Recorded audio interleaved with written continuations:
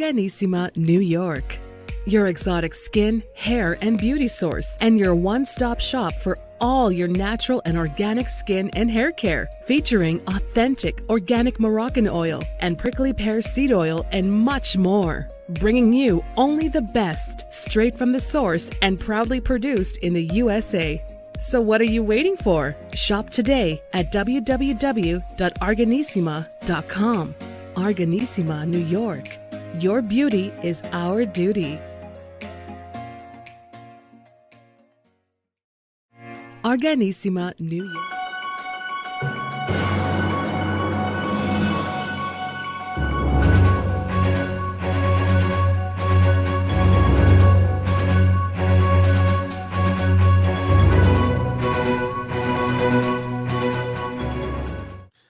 All right. Welcome back to the iHealth channel, the FitnessFab channel, iHealth Radio with Hurricane H, and new day, new show, new topic, new guest.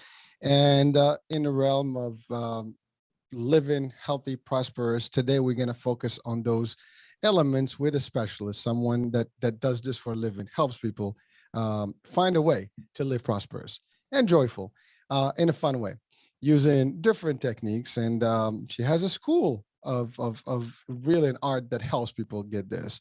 And again, I try to be suspenseful as usual, but I'll cut to the chase quick. So I have with me Sandy Beau, and she is the founder of Prosperous. It's a school for meditation, and she'll tell us more about this and what it does and how it works. And we're going to talk about just the concept of meditation and all its aspects. Also, she is a podcaster, so she does this. She has also her own show, so hey, check her out. But really, she's also a teacher. She's a leader. She helps leaders. She does a lot of stuff, and I want her to tell us a lot more about that, because I think it's important to hear her journey, her mission, why, how it all started, and really let's have a nice, healthy discussion about it. So first things first, Sandy, welcome to the show. How are you? Thank you so much for having me. That was a great introduction. I am great. I'm excited to conclude my day with a wholesome conversation with you. So well, that'll be two of us. Yeah. Yeah. So, well, listen, it's there's nothing wrong with having a good discussion and really sharing value. And I think that's what we're bringing today, is bringing your value to the audiences. And I think there's a lot of it. And we often hear about meditation, and people know what that means, more or less, and most people will do that. That's like probably the first thing that you think about, but there's more to it. It's a lot more. And so before we get into the deep dive here, Sandy, just tell us about your story. I mean, you didn't just wake up one day and say, hey, we're gonna go and open a school. There's a story behind it. So what that is. Yeah.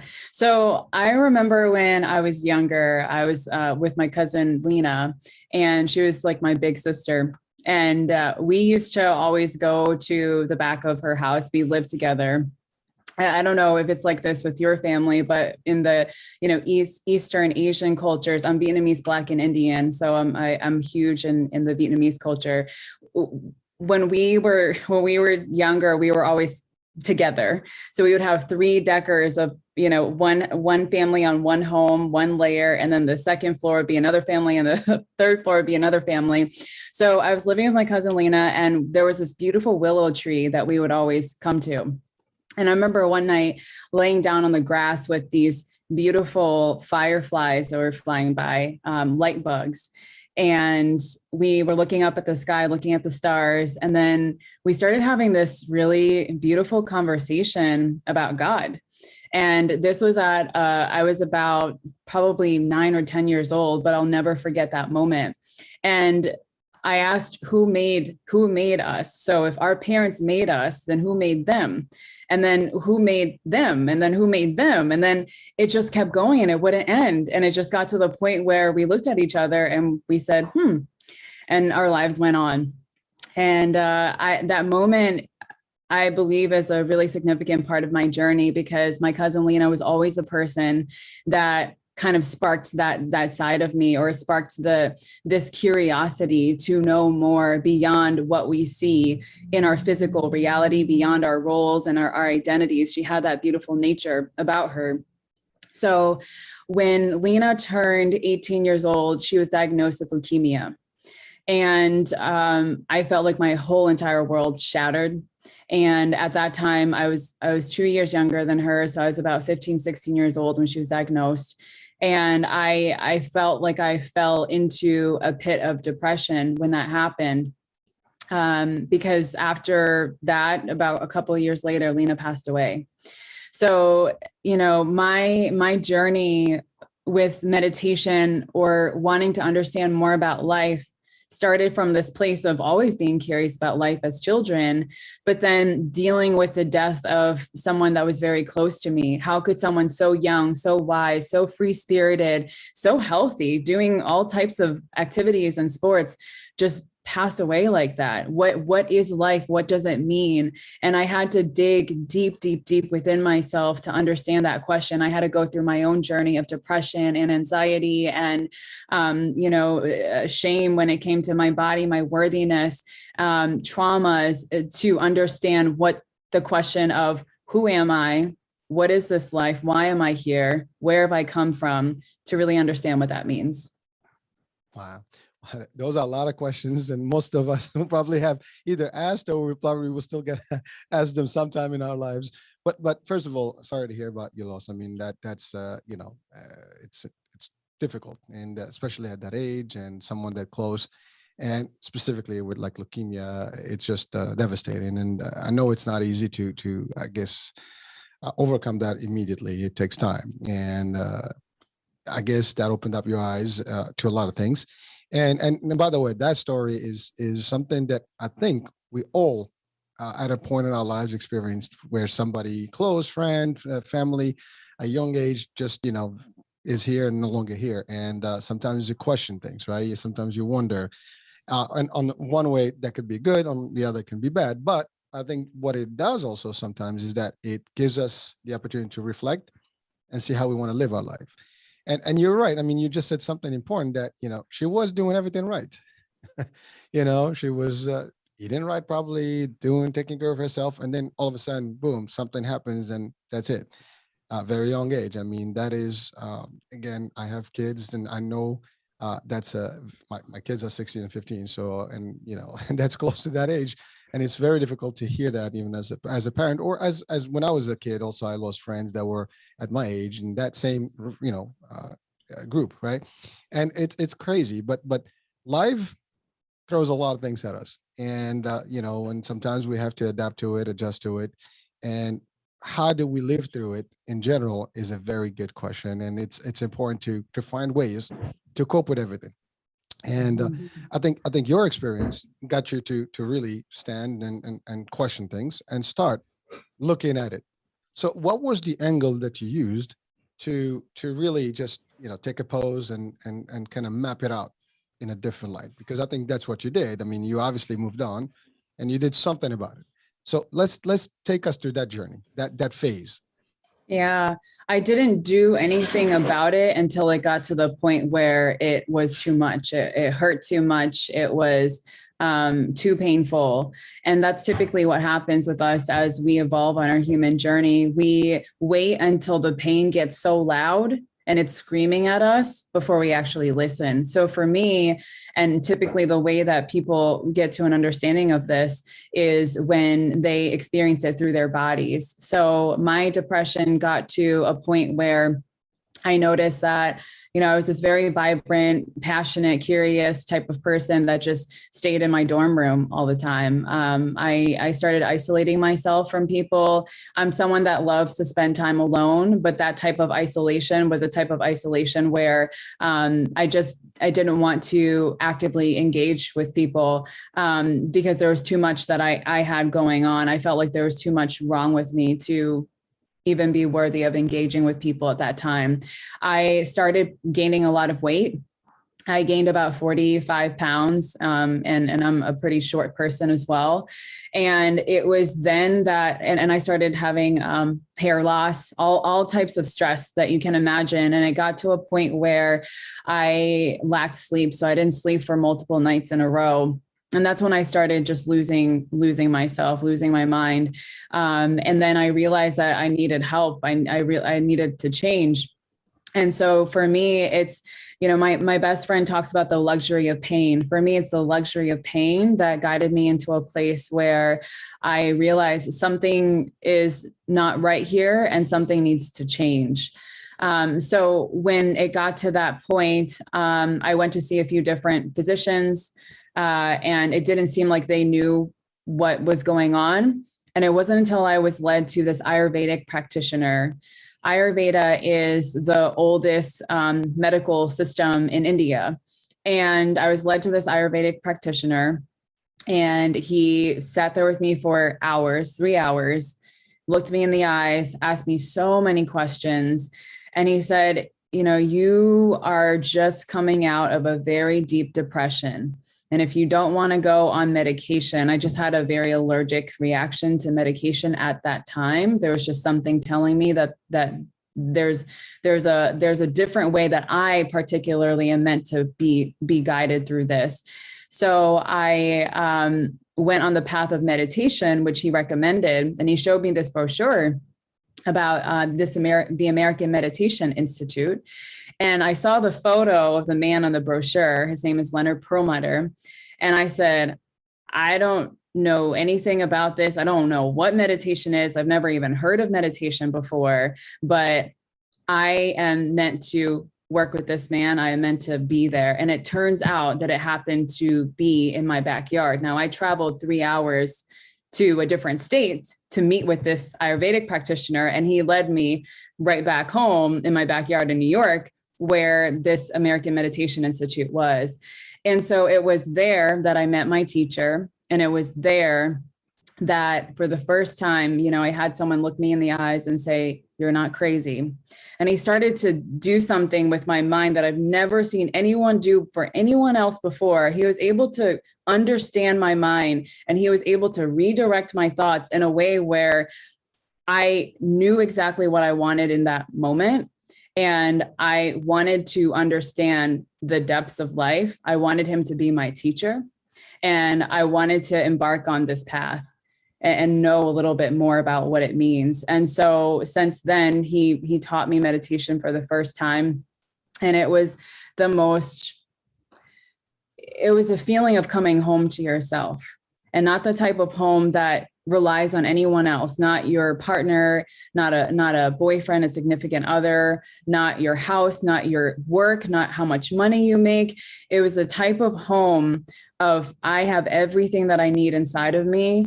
And it's the feeling of, the best way that I could describe it is being inside of my mother's womb, where you feel safe. You don't have to think about anything. You just know that your mama's going to take care of you, and you're just floating around in her belly. Yeah. Serenity, right? Yeah. Serenity. Yeah. So that was my journey. And since then I knew right then and there that this is my path, this is my purpose, and this is how I'm meant to serve more people. But first I had to be my own student. Wow. Thank you for sharing that. I mean, as you were talking, I'm just trying to comprehend what you had to go through, and you can try to think about it. It's very difficult, and you cope with it the way you knew best at the time, and your formula was to just stay away from everyone, and it turned out on you, right? So it kind of affected you physically, and not only mentally. I think it had a manifestation physically. And then you went to medicine, and the first medicine didn't sit well, and so you found you look for a holistic approach, different. And I think that's the Ayurveda concept, where that was a whole. It is actually, I had a couple of shows where we discussed the concept, but definitely a lot of people are still not familiar with it. And you're right, it's ancient. It is a different type of approach, and it does revolve around plants and herbs and meditation and more to it. So it's a medicine on its own. It's just not modern medicine. So that's where we talked about earlier, East meets West holistically. So and literally for a joyful and prosperous life. So really, it's important. I just wanted to highlight that. And then you discovered this, and then you experienced it for the first time. And you as you're describing right now, people are listening and watching. You felt something different that no one can bring you. And I think anyone listening and watching will probably be curious, like, what was that feeling? If you can even describe it. what would that be? And I mean, I know you mentioned serenity, and you gave us the analogy of being in a womb in a nice little place. But is there anything that you felt, different about it? Besides the fact that it was just nice and serene and quiet, and you just like you were in a zone. Yeah, thanks for asking me that, because I don't think anyone has ever asked me that before. So the best way that I can describe it, if I were to take myself and time travel back into that moment, that experience, before I got to that meditation hall, I was someone who was incredibly anxious. By incredibly anxious, what I mean is I got to a place where I didn't understand how to function. I was trying to do too many things at once. When I gained all that weight, I actually did a bodybuilding competition to lose all the weight. And also in celebration of my cousin Lena, it was also my way of just being engaged with life. I wanted to have some goal, and my goal was to get on the stage because I felt like my lifeline was getting very short. I was having suicidal thoughts, and I thought that, if I don't keep myself actively engaging with things, then it might just be over for me. So I was doing bodybuilding. I was running different organizations within the college that I was in. I had internships. I was juggling different jobs at the same time. And I got to this place where I became so anxious. I didn't know what to do with myself. I remember going through like the cashier and watching her check out and asking myself how she's even able to do that. So my mind was racing, kind of like a hamster that was stuck in a wheel and it didn't know that there was a way out, or like running on a treadmill and you don't know that you can press the stop button. You just keep going, but you're not really going anywhere. You're staying in one place. And so that's the level of anxiety that my mind was experiencing. And when I sat down and I had that experience with meditation, it felt like the weight of everything that I put on my shoulders just fell off. It just released me.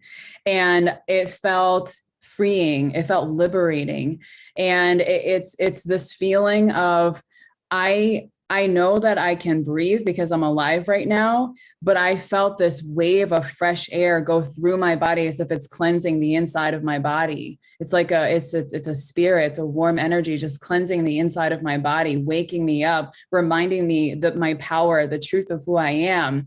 And there are very little words in the English dictionary that can describe what that feeling is like, but the best way is think about something that you're in love with, whether it's if you're someone that loves to paint, or if that feeling of falling in love with somebody for the first time, or your wife, or, think about something that you're so in love with. Like, you lose track of all time, space, realities. You're just so immersed in that present moment. And when I had that experience, it was being immersed in the present moment, but it was with the self. But what happened was the lower self dropped, and I just experienced the highest self. I experienced the divine God, what we call God, in that moment. And that's when I just having that little scent that I remember one of my favorite memories growing up was smelling my mom's cooking, because she would cook all the time. Really amazing food. So, you wake up in the morning, you smell a little scent, and you're following the scent all the way to the kitchen, right? So it's like that. It's like you get this scent of what meditation can do for you, and you get the glimpse of the divine, or this infinite intelligence, that right now your heart is beating and you're not thinking about how your heart can beat. Your digestive system is breaking down all the food today, but you're not thinking about how to do that, right?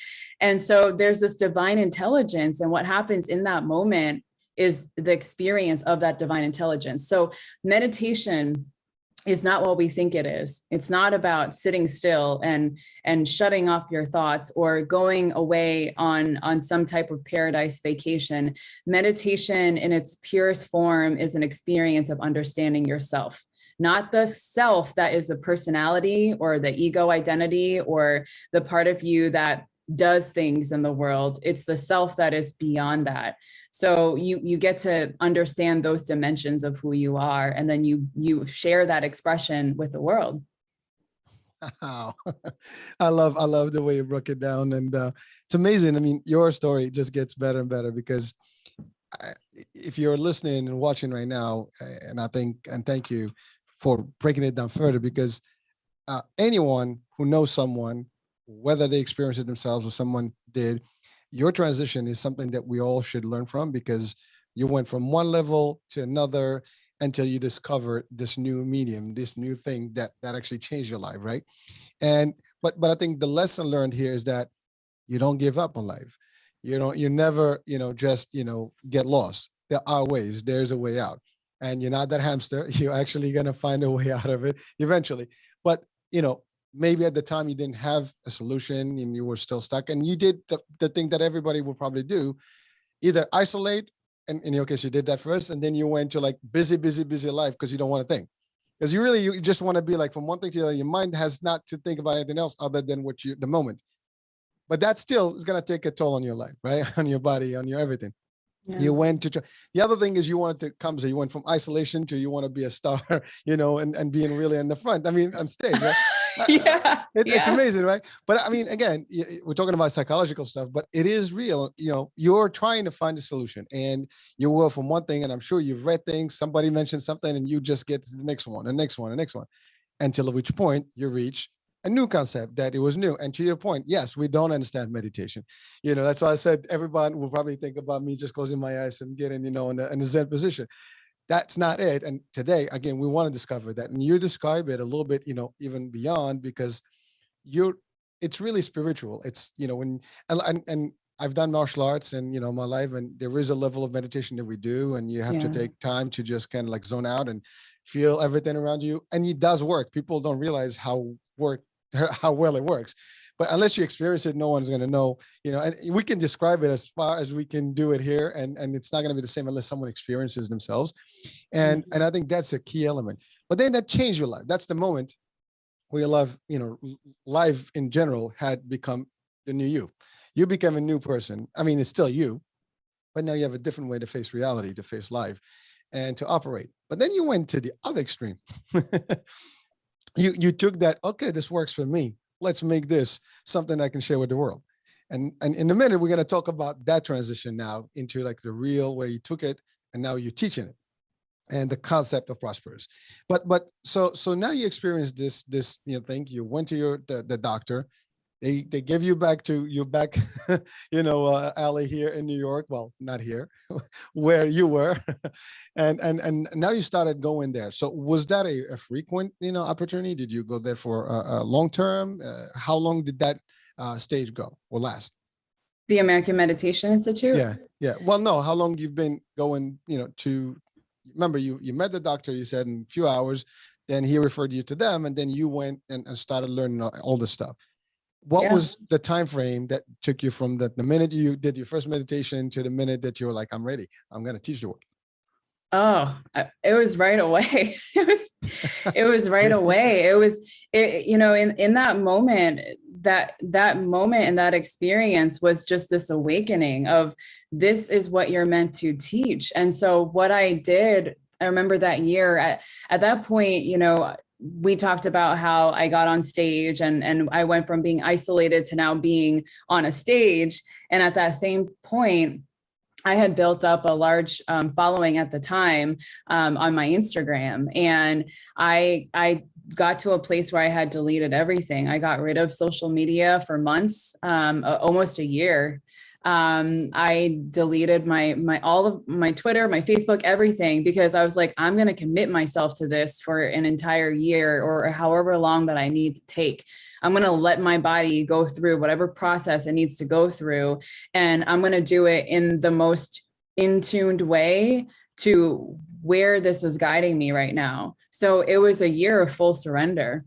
And not sticking to the things that I've known in the past. I had to commit to that, because once you get that glimpse and that feeling, you can't unknow what you know. You can't unlearn what you learn. So if you finally have reached this place where you start actually feeling good without relying on anything outside of you, it wasn't because of this man that made me happy, or, this achievement or this goal or this amount of money. If it was none of those things, and it was something that was from inside of me, why would I why would I not commit to that? Right? Why would I not devote to that? Especially because I know what pain feels like. And I think this is a really powerful message, is that sometimes a lot of people, when they're living in a state of pain, we get into this place where we become victims. We victimize ourselves, and we almost pity ourselves, and we think that there's no way out. But pain is indeed a luxury, like my friend says, because the lessons that it teaches us is what it actually feels like to experience the joyous of life, the highest joys of life on a moment to moment basis. You have to feel that pain to know what it actually feels like to be on the other side. If you never experience pain, how do you know what joy or happiness or inner peace feels like?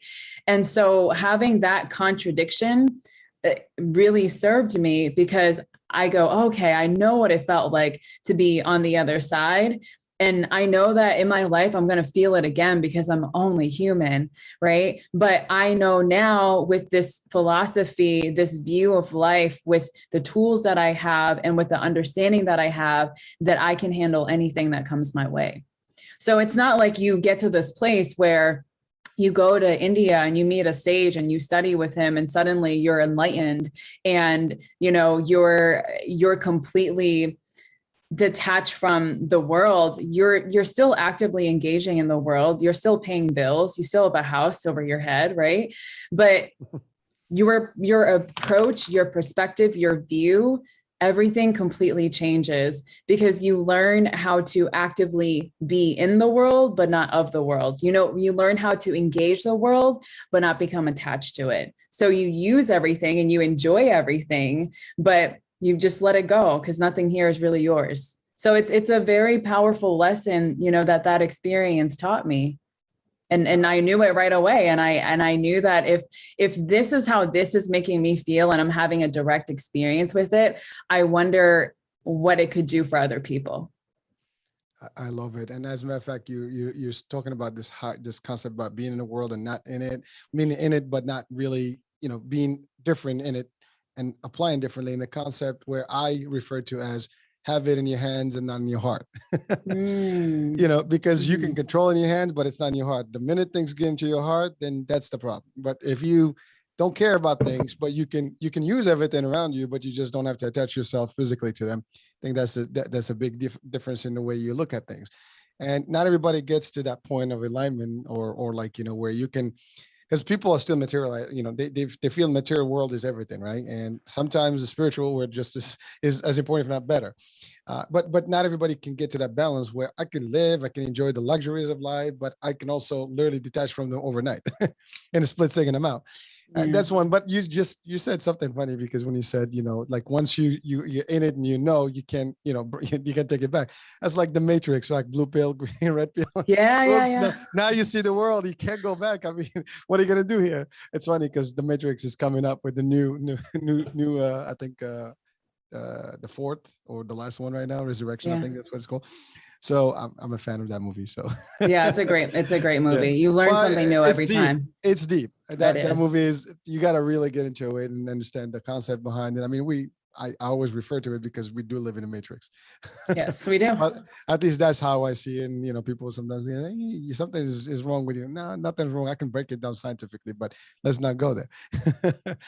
but it's amazing, that you've achieved that moment. You achieved the concept where you can be in the world, but it's not affecting you. You're in it, but you're like, it's okay. Things happen. You're right. You already staged yourself at the case. You're human. You're going to feel pain again. You're human. Things can go wrong, but they're not going to phase you. You know how to deal with it, and it doesn't matter. Life goes on. That's a level where people, may not always be at any given moment, unless they experience something drastic, something, extreme, and they get guided towards it, right? Yeah. And you gave also the analogy, like pain gives you the ability to feel joy. And that's a contrast that we live all the time. Poverty can teach you to enjoy money. The weather, for example, we talked about Florida and New York. You enjoy, that the weather now in Florida, and I envy you for it, because, I'm in the cold, but, if there was no cold, it was always beautiful, there would be no difference. I cannot differentiate, right? So certain things in life happen to teach you how to deal with things, but not everybody takes the time to evolve to that stage. Or because they have not been exposed to it, they think the world is just as is, and they continue in that until somebody wakes them up or something wakes them up. You had that early on, you've phased through it, in different ways, but you came out on the other side where you were like extreme and you took time. That's the other thing I was going to discuss with you. How the hell did you do it? Because I don't know of today's generation or, any generation today that's attached to technology and social that can detach for that long. I mean, it's almost like impossible. People are so hooked into their social media. You took off your Instagram and everything. That's crazy. Yeah. I don't know. People probably watching like, what, is she crazy? What the hell's going on here? You can't. I mean, people are like so attached to their following and stuff. And listen, I do that too. I mean, I have my own social media and I'm always posting. But the key here to your point is, can you detach? Yes, you can. I had a Facebook page profile that for one time I forgot the password because it was an old account, and then I was close to 5,000 followers at that time, or like friends, and it shut down. Never got it back. For a couple of months, I didn't have a Facebook. I'm like, okay, it happened, so I'm not going to deal with it. I'll just wait for some time and rebuild again. But not everybody can do that. And again, I'm not saying some people may be, able to do that, but the majority these days are almost like, it's an addiction, and it's actually been proven psychologically speaking as an addiction. I have a famous doctor that comes on with us on once a month, Dr. Heim, and he talked about it. He said that since 2007, there have been studies and articles about the impact of the internet and the phone, the iPhone, and all these types of platforms that actually hook people up, literally, and they become so addicted they can't even move. My kids, I mean, I have this argument with them all the time. They'll walk with their phone in their hand, going up, they'll grab something with one hand. They need two hands. They grab it with one hand somehow, and they still have their phone in. I'm like, why? Put it in the pocket. You're not going to be able to use that phone while you're doing something else. But they do it. It's amazing. Yeah. But you did. So that moment, was it hard in the beginning? Just for someone that's going to get engaged in a meditation process, will that be hard for them? I mean, it's like an addiction withdrawal, right? Like, I got to get out of this thing, and the first couple of days are going to be very tough. Was it tough? Absolutely. Oh my, it was incredibly tough. I mean, I can describe to you what it was like to get off of it. I mean, I was posting at least 3 times a day. I was posting my meals, motivational quotes, my progress, and just things that would inspire people. And it's just very wake up at 5 a.m. in the morning, let's get going, put a positive face on and smile real big, right? But behind the scenes, there's so much that's actively happening. I call it behind the screens. There's so much that's actively happening. And what we have to understand about social media is that something that started off as a very fun, passionate project or a hobby ended up turning into a company where people are investing billions of dollars into understanding our human psychology and how to keep us actively engaged with the apps and with the media. And so the more engaged that we become, the more money that every company on there actually is able to make, the more information that can be collected. There's a lot that goes on there. And so the more we get sucked into it, what we're not realizing is we're allowing social media to train the way that we think. So if you're watching 15-second clips all day, do you think that you're going to be able to have the attention span of an hour even? Or do you think that your mind is now fully equipped to only think in 15 seconds? If you're doing that every single day over the time span of 10 years, notice what's happening with your attention span. And so for me at that point, my attention span was very limited. It was very small because I was constantly on my phone, scrolling through social media, posting things, commenting back, engaging with people, messaging them back. And I had to get forced to get off my phone. I was forced by my best friend's mom that I was staying with at the time, who was helping me through a lot of this. I felt I didn't want my mom to see what I was going through. I just couldn't do it. So I ended up living with somebody else at that time. is my best friend's mom. And she saw how much this was affecting me, how even though I was going through this state that I was in of just losing myself, I was trying to pick up the phone and I was trying to type stuff and put it out there. Oh my gosh, what are people going to think of me? Oh my gosh, my followers, but they're waiting for me. They're looking up to me to post something. That's the level of attachment that I had to my phone. And so when she forced me to turn it off, I knew that when I hit this delete button, it's going to be off for some time because I'm not going to be wrapped up in this feeling again. And while I was away, it was so interesting to see the amount of times I would reach for my phone, even though the app wasn't on there, the amount of times that I would reach for my phone.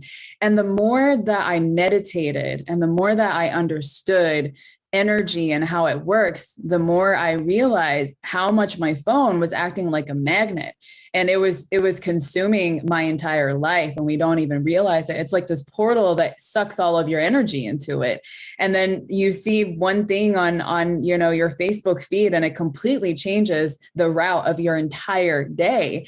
But I realized that because I had space away from it, and this is this is something to highlight, is spaciousness. I talked earlier about being busy all the time. Well, within that 1 year off, I had a lot of space. And in that space, I was able to actually reflect and think about, well, what are my core values? What's important to me? Why am I doing this for? Am I living for other people? Am I living a life that other people want me to live? Or am I living a life that I want to live? And the more clear that I became, the more better it felt. And so when I came back on social media, my interaction with it was a lot different. My views of it, my concepts of it was a lot different. And I started using it differently. And even now, the more that I'm on this path, I find that the less and less I desire to be on social media. Now, people might be saying, well, how do you get the word out there? I think that, social media can be a really beautiful, creative platform to express your gifts and whatever it is that you want to share. But again, being attached to it and thinking that you need to post several times and all this stuff, you don't need all of that outside of you. Your energy is the highest currency that you actually have, not the amount of people that follow you or the amount of money that you make. So if you can prioritize your foundation in your energy and building that currency up, then good Lord, of course, all the things that you desire in the world are going to come to you, because you think that we live in a world of physical things, like you're physical and I'm physical, but we're really just a mesh up of many vibrations, vibrating together. We learned this in physics class, in the 7th grade. That's really all that we are. And if you break it down even more, we're just dust. We cremate a body. Lena was cremated. She was just dust.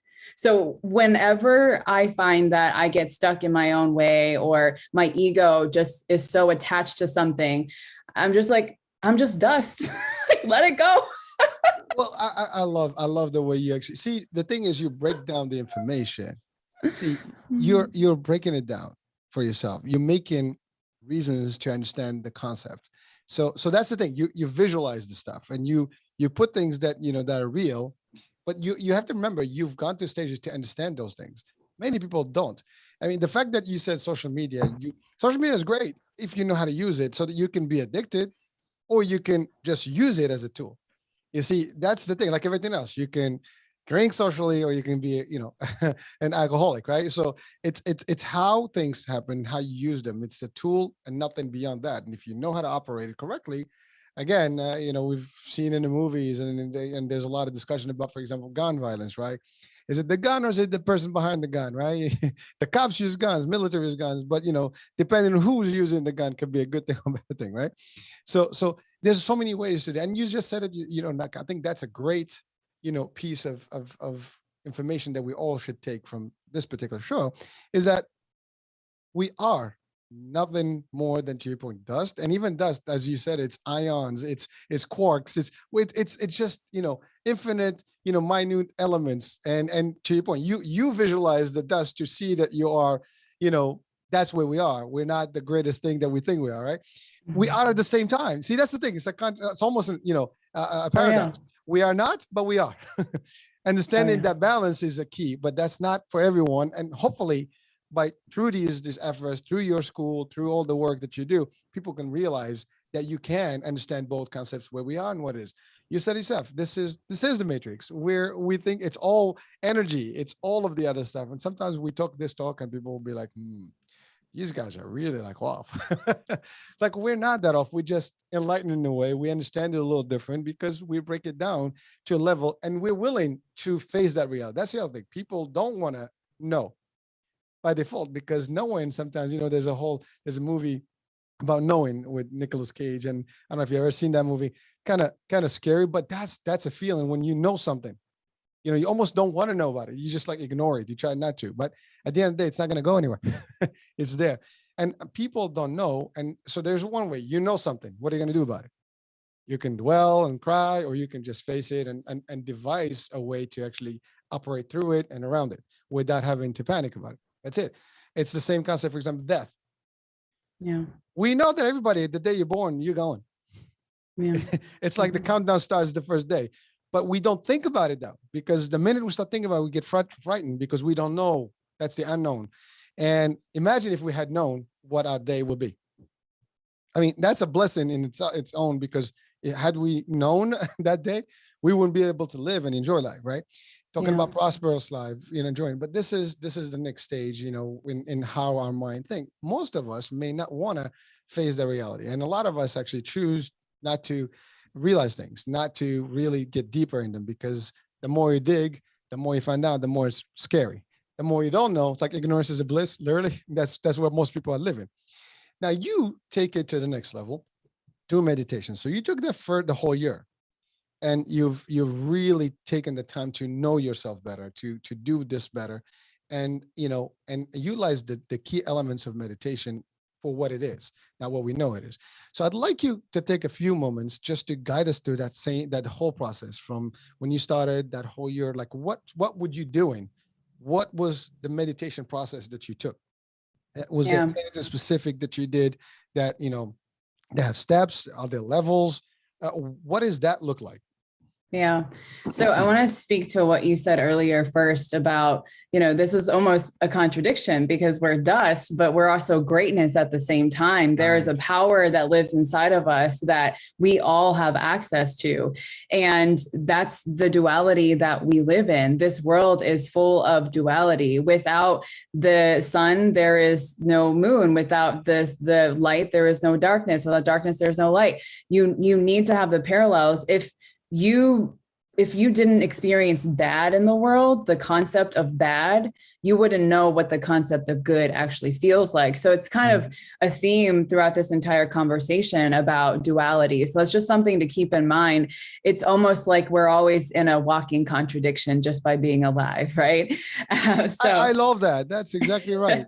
Yeah. So to speak to meditation and what I did, so the fastest way to communicate to the mind is through the body. So I learned that I needed to change because my body was physically telling me that I was feeling tired, groggy, and gained tons of weight and losing tons of hair, right? And so when it came to begin the meditation process, and when I started to embark on this spiritual journey, I started with my body.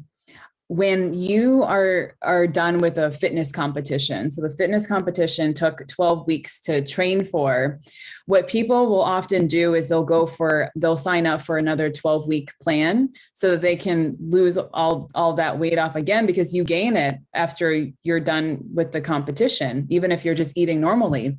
Well, that's what happened to me. I actually gained more weight than I did beforehand. So I went up to 160 pounds after my competition. Now, muscle mess. Yeah. Now I let myself be there. I didn't judge my body. I didn't judge how I looked. I let myself be there. I sat with it. I sat with the heaviness that I was feeling on my body. And I took time to understand it. And through this process, and through doing some easy, gentle yoga exercises, you see, yoga isn't like what a lot of people think that it is. Yoga, as we think about it in the West, is very modernized. It's about pretzel postures. And bending our bodies in certain ways. But the term yoga is a Sanskrit word for union, and it stands for the union between your outer world and your inner world, and the union between the divine and you. It's that union. And so when I started practicing physical yoga and actual yoga, I started to understand what my body was communicating to me, because I slowed down enough to listen to my body. So when my body said I'm hungry, I fed it food. When my body said that it was tired, I let it rest. And it was just this constant dance with me and my body. And the more that I learned to listen to it, the more that it told me, the more that it revealed. And through that experience, then it got to the mind. Now, when I can teach my body how to be calm, my mind will naturally be calm. And so when I started to learn meditation, I started doing some breathing practices, different types of breathing practices. There's a breathing practice called Nadi Shodhana, which is alternate nostril breathing that purifies all the nerves within your entire body, on the left and the right sides of your body, the masculine and the feminine sides of your body. I started doing a lot of that, and I felt purified. I felt like I could breathe easier. My mind wasn't foggy anymore. My thoughts were clear. The way that I expressed myself became more clear. I used to mumble all the time, and I started to project my voice more. I started to know what my voice actually sounds like. And I started to get deeper into the meditation practice after the breathing practices. And that's when you experience that state of pure silence. So I like to write poetry, and one of my poems says, "Listen to the space between each thought, and there you will find me. Listen to the space between each thought, and there you will find me." And that's what meditation is. It's teaching your mind how to be present in the spaces between your thoughts. Now, we have 80 to 90,000 thoughts as human beings that we're practicing, that we're thinking within a certain day, right? And these thoughts drive our decisions on an everyday basis. So if you're not present to your life, and if you're constantly just staying in the ignorance is bliss game, right, then eventually you're going to create a reality that's based on unconscious concepts and behaviors that actually don't even belong to you, right? They belong to society. They belong to your parents. They belong to the school systems. They belong to the magazines and the media, but they don't belong to you. So who are you? And so when I started to deepen my meditation practice more and understand the spaces between each thoughts, I understood what presence actually felt like. And once you have that feeling, you want to bring it with you everywhere you go. So when I talk to you, I'm here with you right now. When I talk to my mom, I'm not flipping through the magazine. When I talk to, a stranger, a homeless man on the street, I'm not judging him. I'm looking him in the eye, and I see him as myself, and he's teaching me something. He's here to teach me something, and I'm here to learn from him. Right. So that is the level of presence that I started learning how to cultivate within that time. Wow. I enjoy this. It's amazing because you're breaking it down again to a way that it's almost awakening the self, awakening the consciousness. You're like aware at every moment, and you're focused, and you're not seeing shallow. You're deep for everything that you interact with and anybody that interact with. That is a big difference for where we most actually can be at any given day. I think the majority of us, to your point, are living the life that is being pushed upon us, or like portrayed to us, or like really rammed into our brain. Because to your point, we're like back in the days when I was a kid, there was very little access to TV. There's a couple of channels, blah blah, limited hours, and that's it. You spend more of your time outside. Now you can literally just you don't even have to have a TV, like to your point. You just have that little piece called phone, and you can just go from one app to the other. You can get on TikTok, forget it, it's a drug in its own, and you can just go from one profile, and they never end. There's millions of them, and they're more exciting. Each one of them is a creator, and they do some good stuff. And you want like me, you want to see more and more, and then you can spend hours. And it happens sometimes. I notice myself, like I'm doing something, and then I see something like, wait, let me check it out. And the next thing is like 10 minutes later, I'm still on the phone. It's crazy, but that's the problem, because we've been fed all this. It's almost like on purpose. I mean, in a way, it is. Companies, people are behind it, for a purpose. To your point earlier, it is psychologically, it is, they can understand your behavior. I mean, all your stuff, the way you take your picture, the way, who you speak to, what you Google, what you do. I mean, it's funny. They can even tell you what you're going to shop for because they know. Of course. Yeah. You think, like, it's funny. You can think it's already there. I mean, it's almost scary, but that's where it is today. Right. But you have, again, split yourself into the physical being and their spiritual inner being, which is your true identity. And you can, kind of put them together at the same time while you can have the two personalities happening, the two identities working in sync. That's something that we all would like to have. I mean, I think, I don't know about all people watching or listening, but maybe it's something that we can at least want to experience once and see what that feels like. At the end of the day, we don't lose anything. We want to experience something. And if it's good for us, why not? If it's not good for us and it doesn't work, hey, we didn't lose anything. We learned something. I mean, that's a good way to look at it. But, again, we don't force anybody on this show to do anything that they're not, comfortable with. But hey, if you want to live a joyful life, a better life, maybe there are ways. And there are different ways to do this. I mean, there's so many other ways. But today we're talking about the meditation. Now, let's talk about your school and how we can get people to do that. So the school itself, it's a concept that you create based on your experience with meditation. Mm-hmm. You fell in love with it and hey, that's a smart idea. Why can't I just give this to other people? That same feeling that, floating, serenity, being, reborn again, all that stuff is something that people would probably want to experience. And if they do, forget about it. I mean, again, you're not giving people something that they're not looking for. We're all looking for that, formula, but we can't find it. Some of us are finding it in the media and in anything else, just like when you did, where you were doing everything else to find yourself and just kind of like, put everything, in pose, or at least not even think. We do that every day. And so your school now is a concept where I, as a student, I register, right? And I get into the program, right? Is that how it, describe? Am I close? Yes, I mean, it's a concept of any school. Right? Yes. I'm not saying anything special, right? But so then the question is, if someone gets into the program, what should be the expectation? What is the actual term of, the courses or course? And, what kind of commitment do they have physically, mentally, and financially, if you don't mind? Yes. Yeah.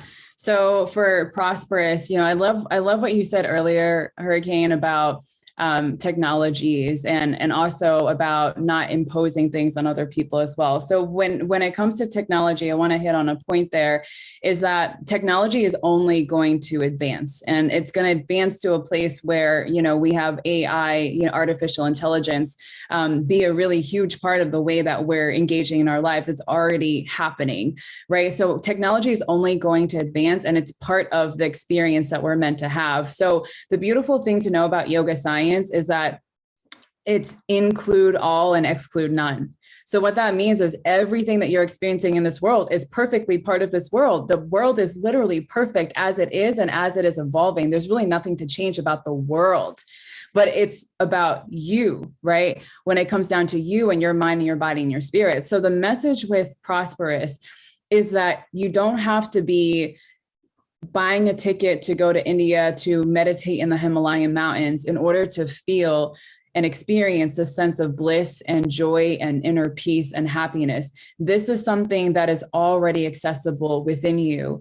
And what happens when people join Prosperous that I have witnessed is that they get to this place where they understand what their personality was, what thoughts are driving the decisions that they're making on a daily basis, who they were, and they understand who it is that they desire to be.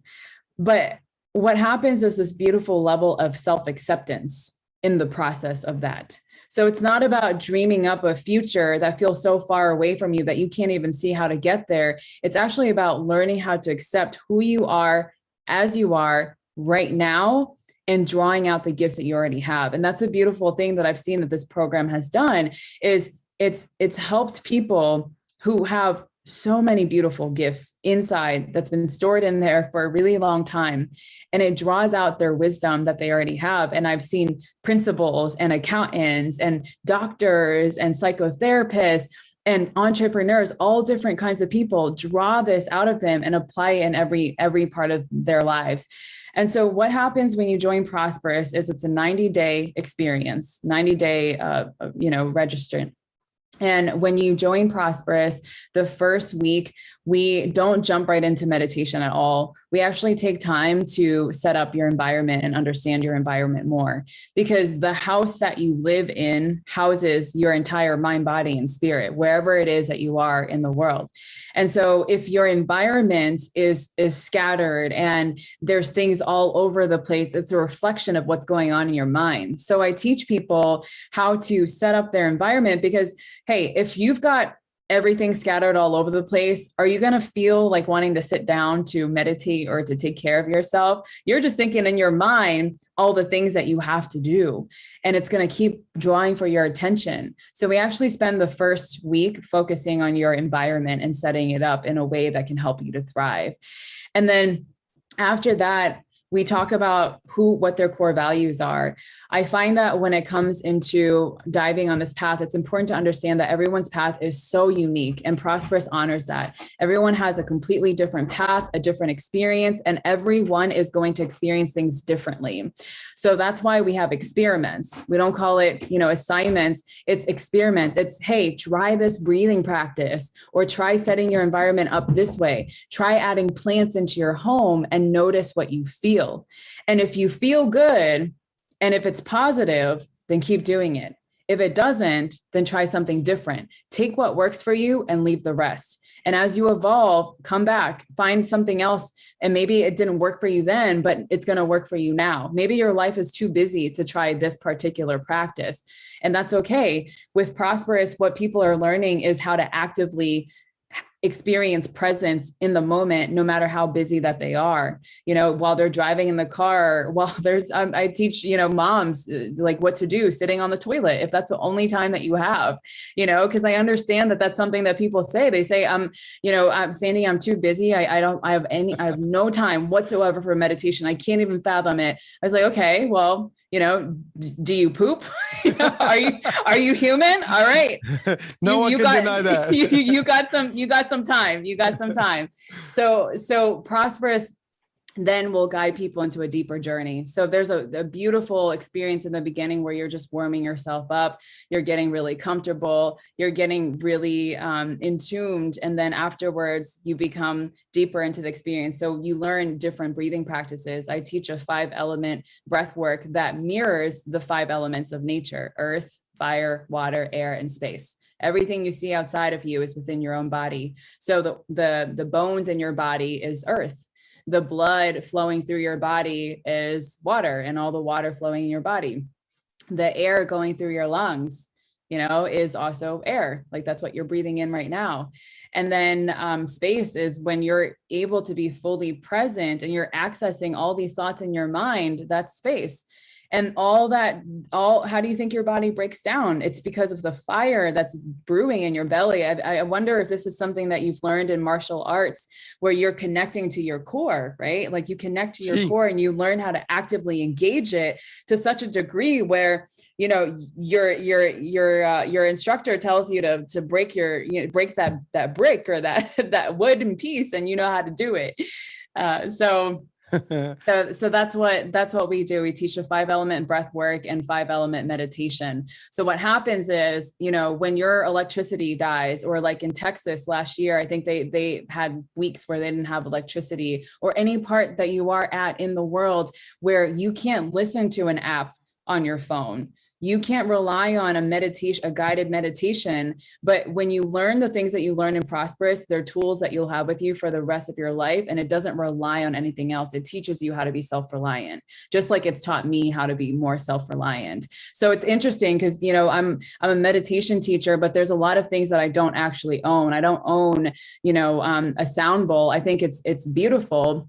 And I, it's a cool experience, but it's just not something that I own. I don't own tarot cards. I don't own a lot of things that, people maybe in the mainstream world think that you need to have in order to be spiritual. I don't use a yoga mat, for example. So what I mean by this is everyone's experience is completely different. And the more self-reliant and self-sufficient that you learn to become, the more that you can actually enjoy all these other experiences. So one day I might feel like getting a sound bowl, and it's gonna be an experience where I get to sing and listen to the music that's coming through. But I'm doing it from a place of understanding who I am, and from a place of resourcefulness, returning back to the source. And then I'm able to use it more responsibly. Damn, I love this stuff. It's good. I mean, I'm looking at time. We're running out of it, but really, it's a cool, process. It's different. It helps people. I mean, I think everyone owes it to themselves to discover themselves. Yeah. I mean, I think we owe it to ourselves to really know who we are. And to your point, you can't do it when you're distracted, and you have to find a way to do it. And the way you guys break it down in terms of space, the 5 elements, by the way, those 5 elements we use as well in martial arts, not just because you want to bring that chi and stuff, but it's also like that's the elements in terms of how you operate, whether it's fire strikes or water or air, whatever. So there's different things, but it's amazing. Those elements always find themselves in our world, and they're always available to us, and we use them in everyday's life, and we don't even know about it. Most of us do. They just don't know that they are. It's amazing. So now 90 days, you do all this. Is there an examination? Is there some sort of a last test that everybody has to go through, or is it a way to evaluate at the end? Like here's where you were, here's where you are, and what kind of difference do you feel right now? Are you a new person? You reborn right now? Yeah. I mean, we go in depth. When you join the program, the first thing that we do is an intake form. So there's going to be a bunch of questions that actually invites you into the space to reflect on your journey so far. So it's very specific questions that you'll be answering. And then I review all of that, and that gives me an idea of who you are, why you're here, and what you're looking to experience as part of the program. And it's funny because people come in thinking one thing, but they come out experiencing something completely beyond what they even imagined. So you fill out the intake form, and then on our first welcome call, and then small groups, I only do small groups of 4 at a time, each time that Prosperous is open. So when you join Prosperous, we get on the welcome call and we do an assessment. So we actually measure your breathing and how well you're able to hold or release your breath. And we do it through a few different types of exercises in order to gauge that. We measure your ability to hold your attention. So we do a few exercises, once again, where they're able to actively see how distracted they are. They can actually observe how many times their thoughts are just going left and right and all over the place. And that's okay, because our minds are meant to think, right? And it's just learning how to use the mind better. And so we do all these assessments so that you have a very clear idea of where you're at mentally, physically, emotionally, spiritually. And then at the very end, you fill out a form that gives you an overview of the 90 days. So you fill out the assessment in the beginning, and then you do it again at the end, and you'll notice a difference, right? But you'll notice a difference throughout the entire program. I had somebody that was anxious all the time. She was living in a very anxiety-driven state, and she said within 2 weeks she felt that 99% of her anxiety was gone. And I got some follow-up from her afterwards, about 6 months afterwards. She's a mental health counselor, and she lost her job during COVID. And she started her own tea company afterwards. So the level of peace that she was able to experience inside embarked this level of creativity inside of her, where she was able to build a company on something that she really loved and experiences all the time. And there's so many remarkable stories that are similar to that. But that's what happens within the 90 days. And that's how in-depth we go, because we really want you to understand, what your mind is like from the beginning all the way to the end, so that you can see the difference. Awesome. Well, first of all, I mean, it must feel so great to know that you've impacted so many lives and and really get them to change their life for better. And the impact. I mean, in this case, I mean, that's just an example that you shared with us, but I think that's just beautiful to hear that someone was able to overcome the challenge of COVID and the loss of the business or the job. And hey, there you go. It's a good opportunity. Let me start my stuff and make it work. That takes confidence. That takes a lot of stuff. No more stress, no more anxiety. Oh my God, what's going to happen to me? You're doing it. So that's a change of mindset in its own, and you don't achieve that overnight. So, and I know that you've done that with a lot of people.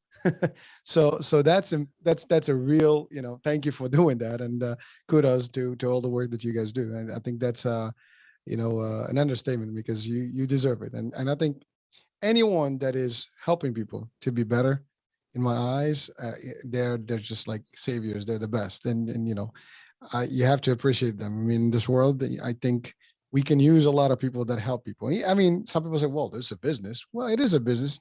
Who says that I cannot, prosper while helping you prosper? Oh yeah, of course. There's nothing wrong with that. But, if you get into results, everybody's giving services, at the end is the result that you get from whatever you pay for. Right. And so, and sometimes the best investment is in ourselves. And I think sometimes we forget that part. Wow. Time has really gone quickly here. It's amazing. It's like I was in a stage of hypnosis, right? I was focused to a degree, I guess. I'm learning. Was I focused a little bit or was I off? I mean, you were here the entire time. All right. Just making sure I get your assessment. Yeah. Well, I'm looking at different screens, so sometimes I tend to look left or right, but I'm still with you. I got you right here. Now, how can people reach out to you, and are you available, and your company is available only in the States, or is it available worldwide and people can reach out from anywhere? Yeah, so you can find me on my website. It's www.sandybeau.com. And in terms of how I like to connect nowadays, I really enjoy long form content. So that's my podcast. It's called Prosperous. It's almost like a sound reflection meditative journey. It's a collection of talks and teachings, and every once in a while I'll have a guest teacher come on. I had Leonard Perlmutter, who's my teacher, come on recently and had a really incredible conversation with him. But they're mostly just me talking about things that are very relatable and something that it's not about learning anything new. Nothing is new. Everything is something that we've always known. And it's really just about remembering. And that's what that podcast does with every episode. It's like, this feels familiar to me. I remember this. I remember this feeling. I remember who I am. So it's a space to pause and just reflect. And YouTube, I'm starting to create more content on YouTube because, once again, I love long form content. I love feeling like I'm sitting down right in front of you and we're having a warm cup of tea and we're having a conversation about things that truly matter. And then right now, I'm focused on doing more live events in person. So if you are listening to this right now and you would like to have somebody come in to facilitate mind-body training, I have a program called Wellness in the Workplace, Well-being in the Workplace, and I want to bring it to more corporations now. So the past year, I've worked with a lot of universities and one-to-one students, but now I want to focus more on the bigger organizations like corporations. So if you have one, if you're part of one and you would like to see me there, I'm open to traveling and being there with you in person. It's my favorite thing to do in person. Will that be with small groups or large groups? Would it matter? It doesn't matter. So. It doesn't matter. Yeah. Well, listen, folks, listening, watching, I think it's a plus, and it's a great opportunity to have, someone with you, show you, teach you, and sometimes even help the teams or the employees get better. And I think, and as a lot of HR departments, they use a lot of, type of opportunities to bring something new to the table for the employees to keep them motivated and really excited. So this could be a great thing for a lot of them out there. So, hey, on my side, I will definitely look into it and see what I can do to help. You never know. Maybe I'll be calling upon you. We'll stay in touch about that. But certainly, it's a great opportunity. And again, YouTube. The website is your website. Yep, sandybeau.com. SANDYVO.com.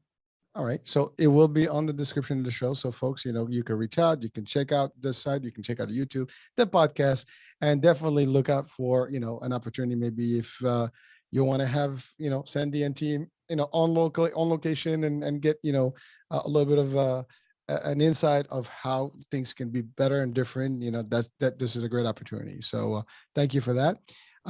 Any last words of wisdom before we end the show today? Well, I do want to say to your audience, if they're interested in joining Prosperous, if they can just email contact@sandybeau.com and put hurricane in the subject line, we'll offer them a discount code so they can join for a few off. Okay. I think $300 off. Yeah. Wow. Okay. Yeah. I'm not even going to ask, but hey, that's a pretty decent off. I'll take it. Yeah. Well, folks, there you lasting go. words of wisdom. We're all on a cosmic journey through time and space, just walking each other home. At the end of the day, God plays hide and go seek in each and every one of us. So when I look at you, I think that I'm seeing hurricane, but when I look deep enough, I'm seeing myself in a different form, right? We're seeing expressions of the divine in so many different forms. That's why live engagements and watching people play music on the street and sing, it's just so beautiful, and you get lost in it because they're living in their divine and highest expression. So if you can do one thing today, express yourself, say what you want to say, sing how you want to sing, paint how you want to paint. Let that part of you come out and come alive, because when you experience that is when you experience who you really are, and all the fear and all these doubts, they wither away.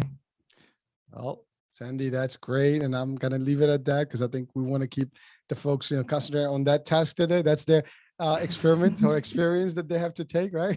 So I was paying attention. So now they have homework, but it's good stuff that they can experience, with on their own, and that would be great. So Sandy, it was a pleasure. Thank you for being with us today, and for really all the great stuff. And I am enlightened here, and I know a lot of people will probably benefit from even a percentage of what we discussed today. And, they have you as a resource. They can go and find out more and learn more. So folks, thank you for your time listening, watching on the iHealth channel and the Fit and Fab channel, as well as listening on iHealth Radio. Hurricane H here. Ciao for now. We'll talk soon. Bye-bye.